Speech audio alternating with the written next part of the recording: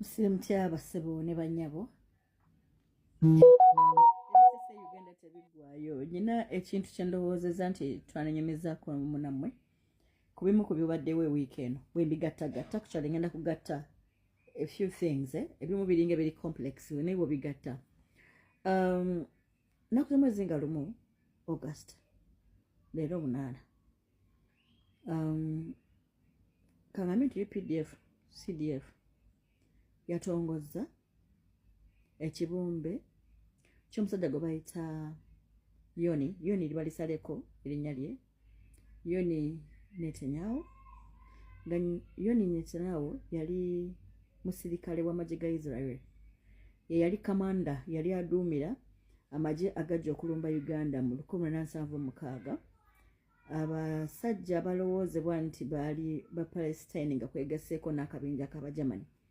Bwe bawamba ennyonyi eva Tel Aviv ne bagiwamba, baali bagitwala Libya ne basalawo ne bagilandingisa wano Uganda nga mulimu abasaabaze.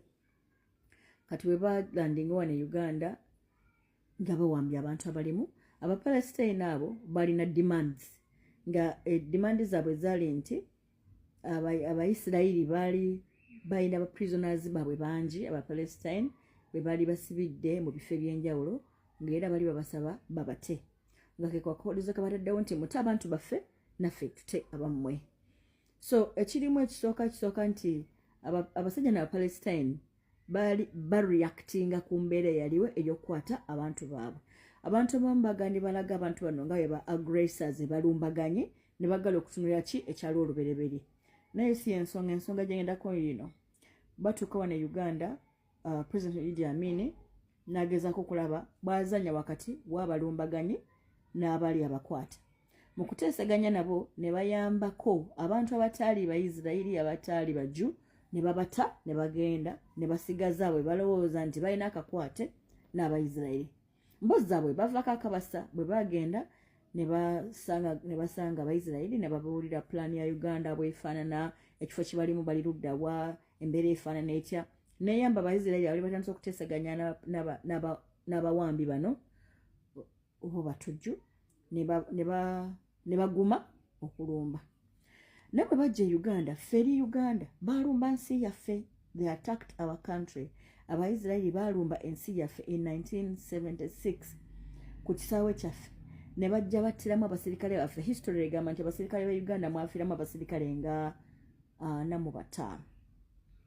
Ne mufiiramu ba hostage 3, abantu abaali batambule mu nnyonyi 3. Ne kufiirako ne kamanda omu.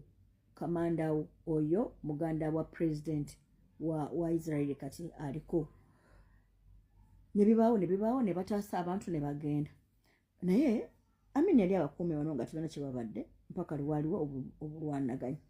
N'ekisinga okwenyamiza olwaleero nti abasajja abaatulumba ffe eggwanga lyaffe ne batta n'abaana b'e Uganda, abasirikale b'e Uganda 45.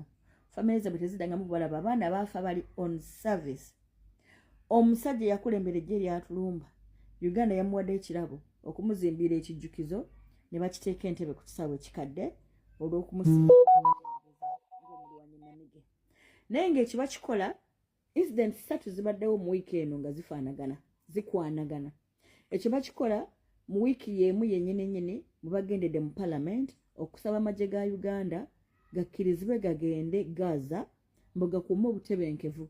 Gaza awali olutalo lw'okulwanagana wakati w'Abayisirayiri ne Abapalestine. Jjukira wano era yali Israeli ne Bapalestine nga bali mu kulwanagana, Uganda n'eteekinga side kabakati kusinza ku regime eriwo. Bwe tuba twakoze ekijjukizo kya okamanda w'abaatulumba kitegeeza twateekinga side y'Abayisirayiri. Kati Parliament yayisizza ekiteeso nti abaana baffe abasirikale baffe bagende e Gaza mu lutalo okukuuma emirembe wakati w'okulwanagana w'Abayisirayiri n'Abapalestine. Olinga asoberera nti abaana baffe bajja genda babeereyo mirembe. Ne wakati mu history eyo gattako kino nti tutaddeyo ekijjukizo kya muganda wa Netanyahu wakati mu lutalo lw'Abayisirayiri n'Abapalestine.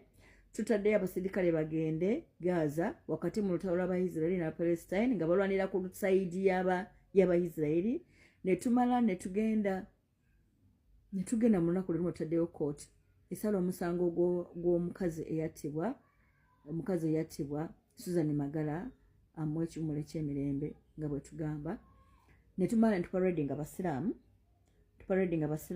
ne tuparedinga n'omukyalo omusiraamu gwentegeddeko ebyafaayo omukyalo oyo ntegedde nti weebutambala ne famire ye nkitegedde mwava nja kujja mbyogereko nabyo wano ne tubaparedinga nga bagamba nti bakola ebyo lwakubanga eddiini yaabwe bweragira nga si bweragira okwongera okusiiga ekifaananyi nti bano batujju era obusiraamu bulimu abatujju kati nga gavumenti yasazeewo olw'okubanga obusiraamu bulabika bw'abatujju kwe kusala okulaga nti Amin yakola kivve nnyo era okutta omusajja oyo Omuyisirayiri n'emuteerawo ekijjukizo Entebbe.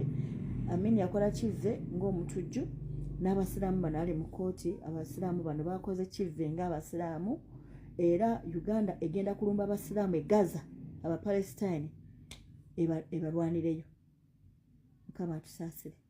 Tuyinza okwesanga nga ffe nalumanya ne nalumanya nga tugudde mu ntabo y'akalwanagano ke tutajja kusobola ne tusaba Mukama Katonda katuyiseemu bulungi. Mbaagaliza birungi bya leero.